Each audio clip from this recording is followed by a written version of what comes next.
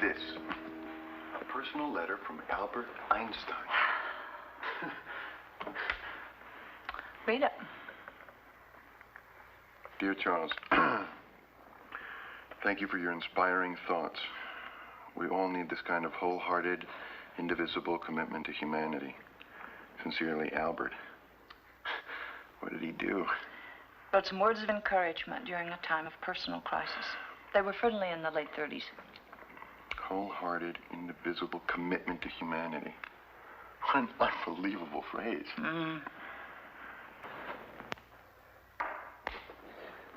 The facts of Dunlap versus Hyatt, Mr. Ford. Tom Dunlap worked as a houseboy for Mr. Hyatt for 30 years.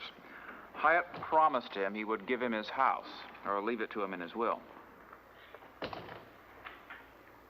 Thank you. Mr. Anderson, will you continue? Mr. Hyatt died, but he had not fulfilled the conditions of his promise. Instead of leaving his house to his houseboy, he left it in his will to his brother. And the holding of the court, Mr. Bell. The court held for the estate of Mr. Hyatt. It upheld the will, and Tom Dunlap never got the house he was promised. Thank you, Mr. Bell. And there was a miscarriage of justice.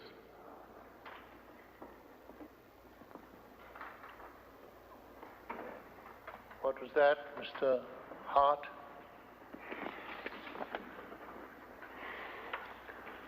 Well, the court held that due to the Deadman statutes, Tom Dunlap couldn't testify in court and explain about Mr. Hyatt's promise. Apparently, the Deadman statutes eliminates the right of people to testify after the person who has made the promise has died if the testimony is in connection with a will. I see. You seem to have an opinion on that, Mr. Hart.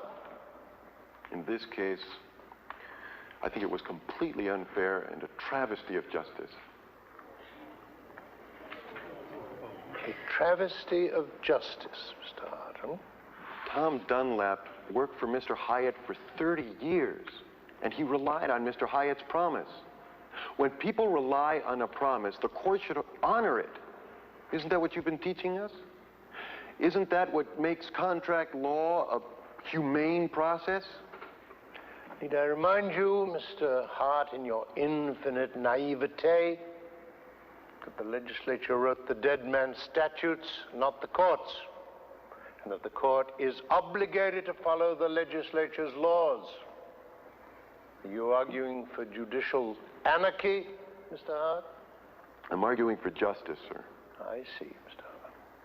You would have us supersede the legislature, all written statutes, and probably the Constitution itself, eh? Sir, the Deadman statutes are obsolescent now anyway, so you're twisting what I'm trying to say, sir. Twisting, Mr. Hart? Rephrasing, perhaps. Showing you how to think. But twisting?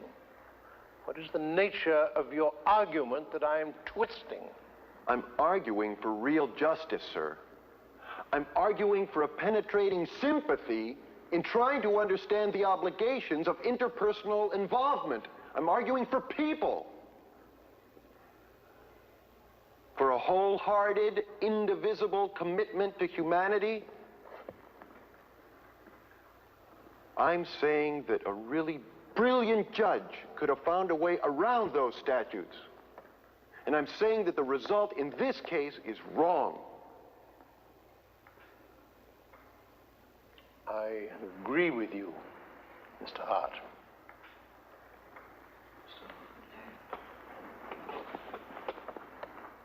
That will be all for today. Thank you.